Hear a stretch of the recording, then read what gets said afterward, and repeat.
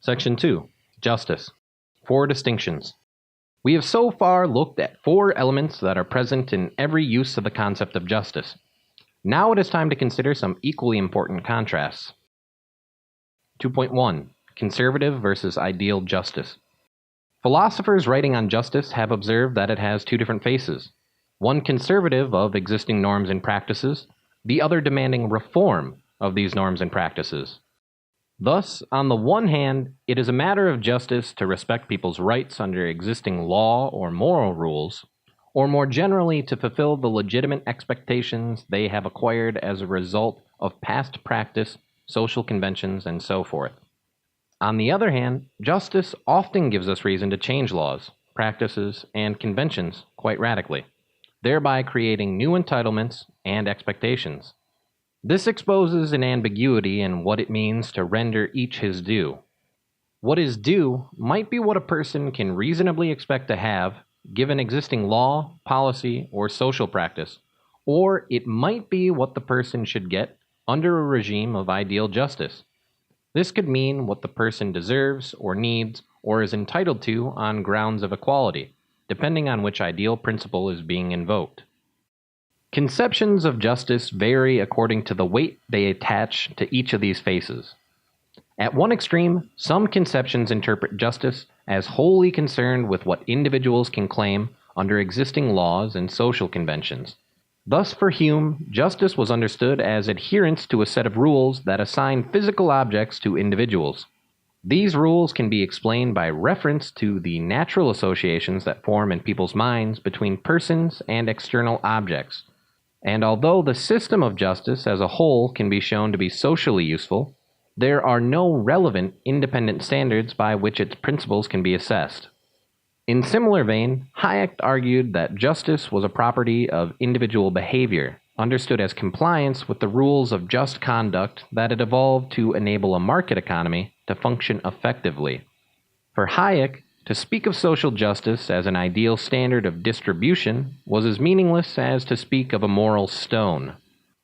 At the other extreme stand conceptions of justice which posit some ideal principle of distribution, such as equality, together with a currency specifying the respect in which justice requires people to be made equally well off, and then refuse to acknowledge the justice of any claims that do not arise directly from the application of this principle.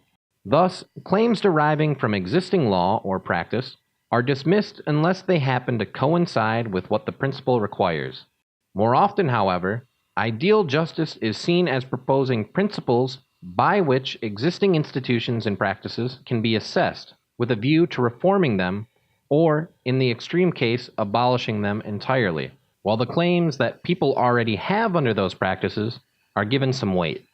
Rawls, for example, whose 2 principles of justice count as ideal principles for this purpose, is at pains to stress that they are not intended to be applied in a way which disregards people's existing legitimate expectations. About the difference principle, which requires social and economic inequalities to be regulated so that they work to the greatest benefit of the least advantaged members of society, he says, it applies to the announced system of public law and statutes and not to particular transactions or distributions, nor to the decisions of individuals and associations, but rather to the institutional background against which these transactions and decisions take place. There are no unannounced and unpredictable interferences with citizens' expectations and acquisitions. Entitlements are earned and honored as the public system of rules declares.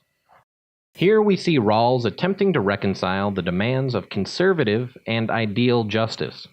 Yet he does not directly address the question of what should happen when changing circumstances mean that the difference principle requires new laws or policies to be enacted. Do those whose prior entitlements or expectations are no longer met have a claim to be compensated for their loss? We could call this the question of transitional justice. 2.2. Corrective versus distributive justice. A second important contrast, whose pedigree reaches back at least as far as Aristotle, is between justice as a principle for assigning distributable goods of various kinds to individual people, and justice as a remedial principle that applies when one person wrongly interferes with another's legitimate holdings. Thus, suppose Bill steals Alice's computer, or sells Alice faulty goods which he claims to be in perfect order. Then Alice suffers a loss, which justice demands that Bill should remedy by returning the computer or fulfilling his contract honestly. Corrective justice, then, essentially concerns a bilateral relationship between a wrongdoer and his victim, and demands that the fault be canceled by restoring the victim to the position she would have been in had the wrongful behavior not occurred. It may also require that the wrongdoer not benefit from his faulty behavior. Distributive justice, on the other hand, is multilateral. It assumes a distributing agent and a number of persons who have claims on what is being distributed. Justice here requires that the resources available to the distributor be shared according to some relevant criterion, such as equality, desert, or need. In Aristotle's example, if there are fewer flutes available than people who want to play them, then they should be given to the best performers. In modern debates, principles of distributive justice are applied to social institutions such as property and tax systems, which are understood as producing distributive outcomes across large societies or even the world as a whole. The conceptual distinction between distributive and corrective justice seems clear, but their normative relationship is more difficult to pin down. Some have claimed that corrective justice is merely instrumental to distributive justice. Its aim is to move from a situation of distributive injustice brought about by the faulty behavior to one that is more nearly, if not perfectly, distributively just. But this view runs into a number of objections.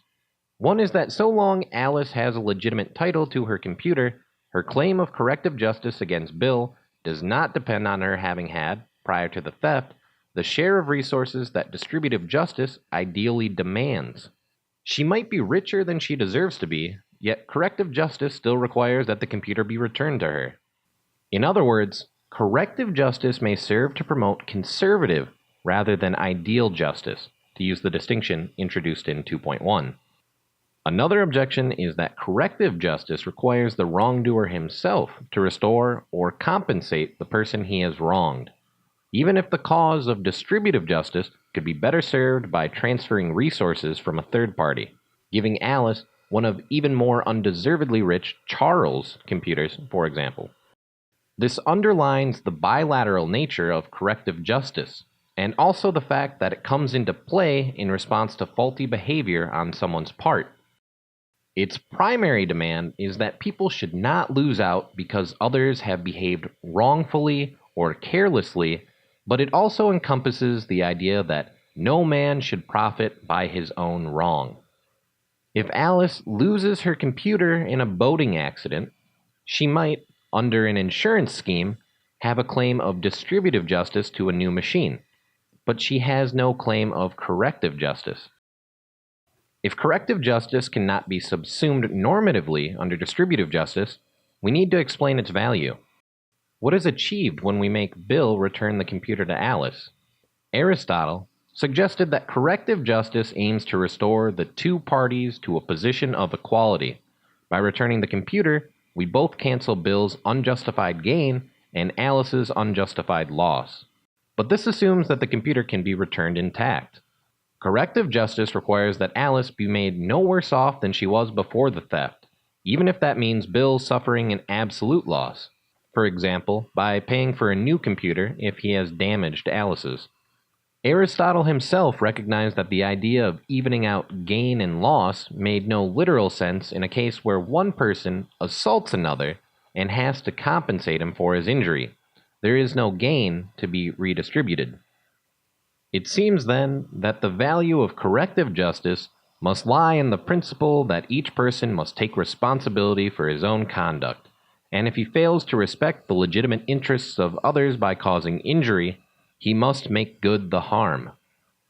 In that way, each person can plan her life secure in the knowledge that she will be protected against certain kinds of external setbacks.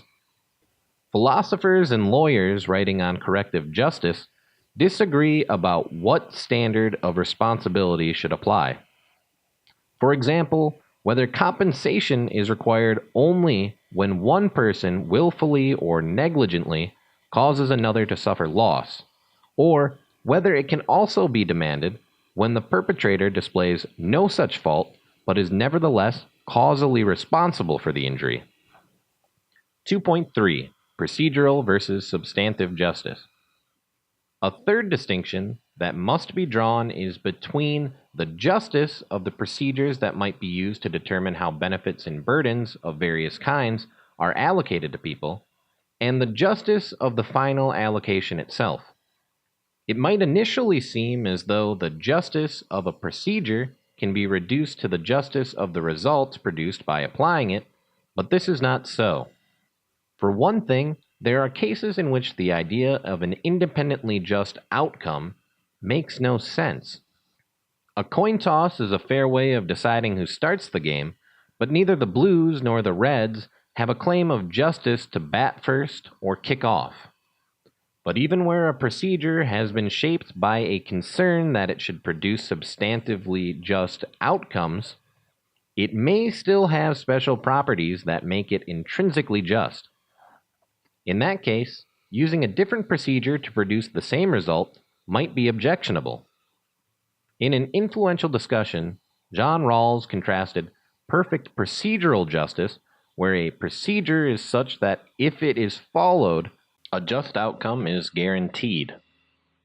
Requiring the person who cuts a cake to take the last slice himself is the illustration Rawls provides.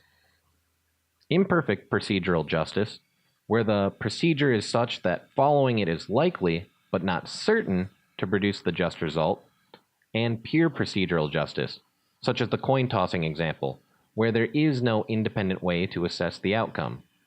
If we call it just, it is only on the grounds that it has come about by following the relevant procedure.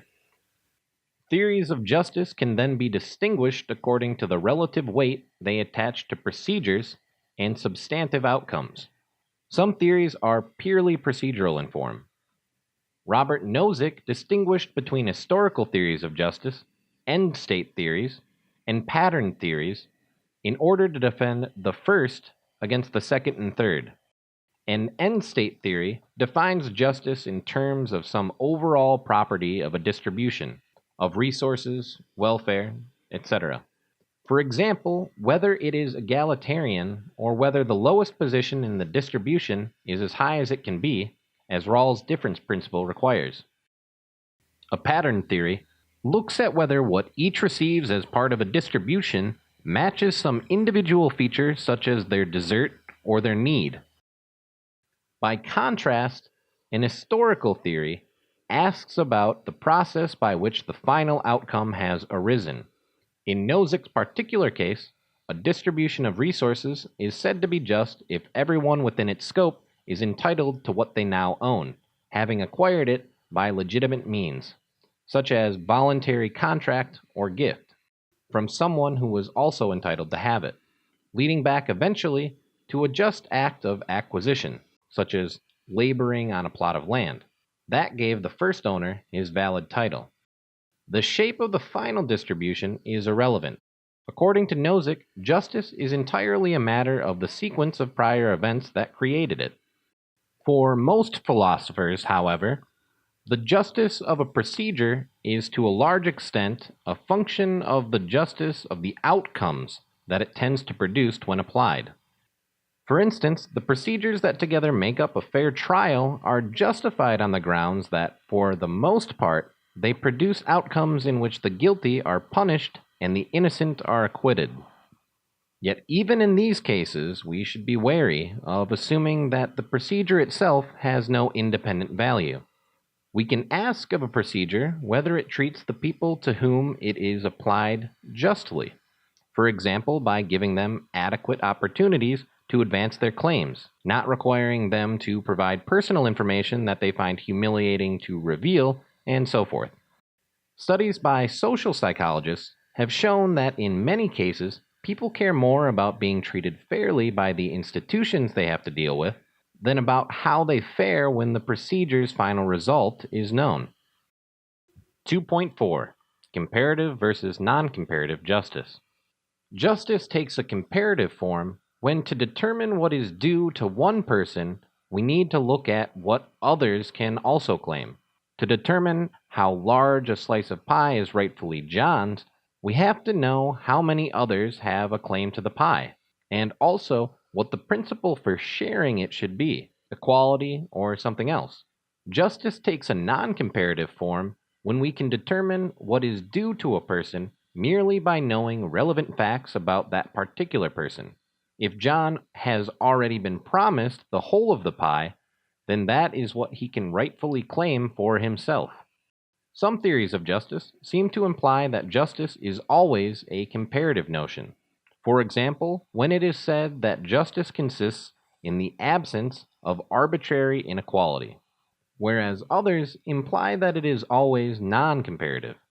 But conceptually, at least, both forms seem admissible. Indeed, we can find cases in which it appears we have chosen between doing justice comparatively and doing it non comparatively. For example, we might have several candidates, all of whom are roughly equally deserving of an academic honor. But the number of honors we are permitted to award is smaller than the number of candidates. If we honor some but not others, we perpetrate a comparative injustice. But if to avoid doing so we honor no one at all, then each is treated less well than they deserve, and so unjustly from a non comparative perspective. Theories of justice can then be categorized according to whether they are comparative, non comparative, or neither. Principles of equality, principles requiring equal distribution of some kind of benefit, are plainly comparative in form, since what is due to each person is simply an equal share of the benefit in question, rather than any fixed amount. In the case of principles of desert, the position is less straightforward. These principles take the form A deserves X by virtue of P, where X is a mode of treatment and P is a personal characteristic possessed by A. In the case of both X and P, we can ask whether they are to be identified comparatively or non comparatively. Thus, what A deserves might either be an entitlement or an absolute amount of some benefit, a living wage, say, or it might be a share of some collective benefit, or a multiple or fraction of what others are receiving, twice what B is getting, say. Turning to P, or what is often called the desert basis, this may be a feature of A that we can identify without reference to anyone else, or it may be a comparative feature, such as being the best student in a graduating class. So, desert-based claims of justice might take one of four different forms, depending on whether the basis of desert and or the deserved mode of treatment is comparative or non-comparative. Among principles of justice that are straightforwardly non-comparative are sufficiency principles, which hold that what justice requires is that each person should have enough on some dimension or other. For instance, have all of their needs fulfilled, or have a specified set of capabilities that they are able to exercise. Such principles, however, need to be supplemented by other principles, not only to tell us what to do with the surplus, assuming there is one, once everyone has sufficient resources, but also to guide us in situations where there are too few resources to bring everyone up to the sufficiency threshold. Should we, for example, maximize the number of people who achieve sufficiency or minimize the aggregate shortfall suffered by those in the relevant group? Unless we are prepared to say that these are not matters of justice, a theory of justice that contains only the sufficiency principle and nothing else looks incomplete. Some theories of justice cannot readily be classified either as comparative or as non-comparative.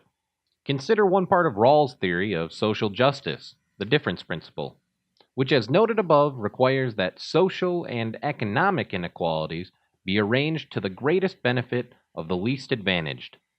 Under this principle, ideally just shares are calculated by determining what each person would receive under the set of social institutions whose economic effect is to raise the worst off person to the highest possible level.